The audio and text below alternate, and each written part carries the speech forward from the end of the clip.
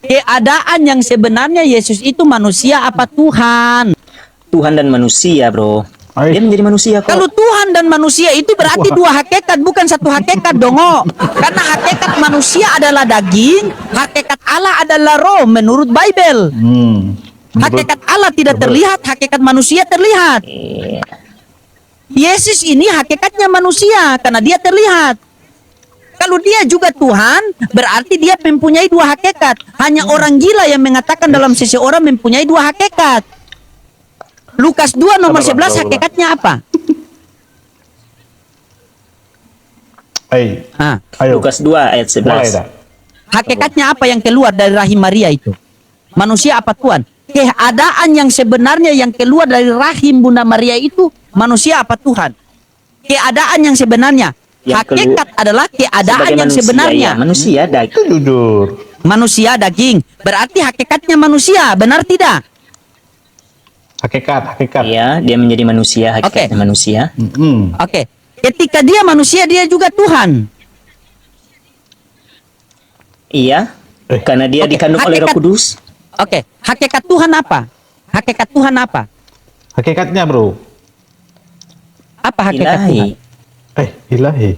Apa hakikat ilahi. Tuhan? Roh. Roh. Ilahi. Bingung. Roh. Berarti Yesus ada berapa hakikat?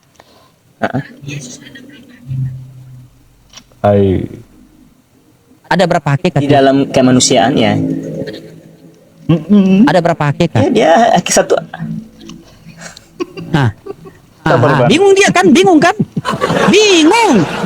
Jadi begini. Kamu sudah mengeluarkan lafaz dia satu hakikat. Hakikatnya yang mana? Bilangnya satu tapi dua. Tunggu saya lihat dulu. Makanya ketika kalian menjelaskan tanpa sesuai yang tertulis, kalian akan mutar-mutar terkancing sendiri nanti. Yang kalian ngobrol ini sama orang Islam, orang yang berakal. Betul. Begitu. Mengutamakan akal. Dibantu tetap layar dulu teman-teman. Sudah ada. Tapi dia ini baik loh, ini kawan saya dia ini baik teman-teman. Dia ini baik sekali kawan saya. Tuh.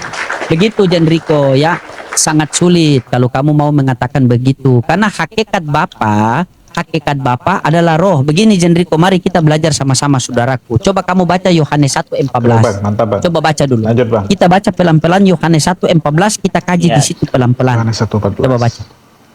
Ya, tunggu. Saya bilang dulu di dalam apa. Jadi, tunggu.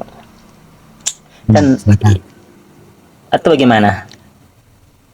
Yohanes 1:15 coba baca. Kau baca saja dulu. Iya baca karena karena kamu sudah blunder tadi. Coba baca Yohanes 1:14. Firman itu telah menjadi manusia dan diam di antara kita dan kita. Iya dengar. Firman itu telah menjadi manusia dan diam di antara kita dan kita telah melihat kemuliaannya, kemuliaan yang diberikan kepadanya sebagai anak tunggal Bapa penuh kasih karunia. Yang memberikan adalah Allah Bapa. Hakikatnya tidak terlihat, yang menerima adalah Yesus. Hakikatnya daging terlihat. Berarti di situ ada dua hakikat. Kalau ada dua hakikat berarti ada dua keberadaan. Pertanyaannya siapa yang Tuhan? Yang Tuhan adalah Allah Bapa. Karena hakikat Tuhan tidak terlihat. Karena di dunia ini cuma ada dua hakikat. Hakikat manusia adalah ciptaan, hakikat Tuhan adalah pencipta. Kalau Yesus bukanlah ciptaan, berarti dia pencipta. Kalau Yesus adalah pencipta, berarti dia bukan ciptaan. Betul. Karena hakikat Allah itu tidak terlihat. 1 Timotius 6 nomor 16. Dialah satu-satunya yang tidak takluk kepada maut, bersemayam di dalam terang yang tak terhampiri. Tidak ada seorang pun yang dapat melihat dia, dan manusia pun tidak bisa melihat dia. Bagaimana cara kita mengenal hakikat Allah yang tidak terlihat? Bagaimana cara kita mengenal Tuhan yang tidak terlihat? Satu-satunya jalan, dia mengutus utusannya datang ke dunia untuk memperkenalkan bahwa Tuhan itu ada namun tidak terlihat. Sehingga Yohanes 1:18 dikatakan, tidak ada seorang pun yang dapat melihat Allah, melainkan anak yang ada di pangkuannya yang menyatakannya. Jadi Yesus datang ke dunia itu mau menyatakan bahwa Tuhan itu ada, namun tidak terlihat. Namanya adalah Allah. Dia tidak terlihat. Sehingga Yesus mengatakan kepada orang-orang Bani Israel, Bapa yang mengutus aku. Dialah yang bersaksi tentang aku. Kamu tidak pernah mendengar suaranya, rupanya pun kau tidak pernah melihat. Yesus, untuk apa kamu diutus ke dunia ini? Oh, saya diutus ke dunia ini menyampaikan firman Bapa. Dalilnya mana? Yohanes 3:34. Yang betul. Siapa yang diutus oleh Allah, maka dia menyampaikan firman Allah. Karena Allah mengaruniakan rohnya dengan tidak terbatas. Yesus, apakah benar kamu menyampaikan firman Allah? Benar. Dalilnya mana? Yohanes 17:8. Sebab segala firman yang engkau sampaikan kepadaku telah aku sampaikan kepada mereka, dan mereka telah menerimanya, dan mereka benar-benar tahu bahwa aku datang daripadamu, dan mereka percaya bahwa engkaulah yang telah mengutus aku. Nah, itu tugas utusan Yesus, itu. berarti kita harus menyembah siapa? Yesus mengatakan Lukas 4:8, sebab ada tertulis engkau harus menyembah Tuhan Allahmu, dan hanya kepadanya lah saja engkau berbakti. Yesus, tapi Jendriko Makin bilang jelas. kamu Tuhan. Apa kata Yesus dalam Yohanes 5:30? Aku tidak dapat berbuat apa-apa dari diriku sendiri, melainkan daripada Dia yang mengutus aku. Aku menghakimi bukan atas kehendakku, melainkan kehendak Dia yang mengutus aku. Karena aku datang ke dunia ini bukan atas kehendakku, tetapi kehendak Bapa yang mengutus aku. Jadi kita berdoa kepada siapa? Janganlah kamu menyebut siapapun Bapa di dunia ini, karena hanya ada satu Bapa, yaitu di sorga. Yesus, apakah Bapa di sorga itu Tuhan? Iya, karena aku bersyukur kepada Bapa. Dalilnya mana? Matius 11:25.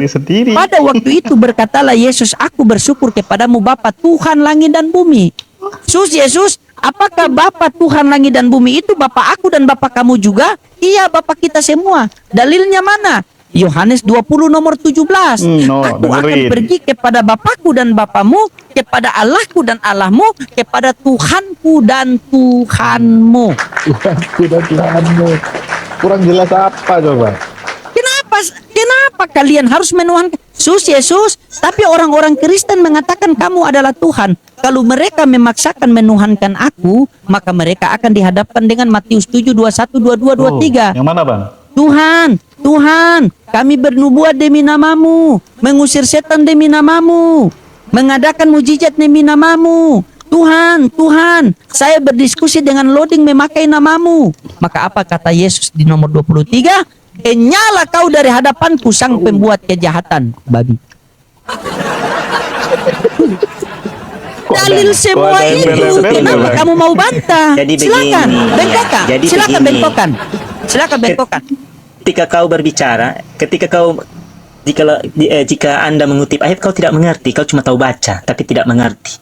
Aku bilang, kau tahu baca, tapi kau tidak mengerti. Kau jelas apa lo, Bang? Oke, tidak perlu panjang-panjang, saya bilang. Di dalam Matius pasal 7 ayat 21, itu belum ada orang Kristen. Nah, ya, itu belum ada orang Kristen. ayo. Nanti ada orang Kristen di pada hari Pentakosta dalam Kisah Rasul pasal 2 ayat 41 sampai 47. Berarti Yesus tidak mengenal Kristen. Berarti Yesus tidak mengenal Kristen. Ayo. Belum ada orang Kristen. Lagi dia. Belum ada, bukan tidak mengenal. Belum ada. Coba.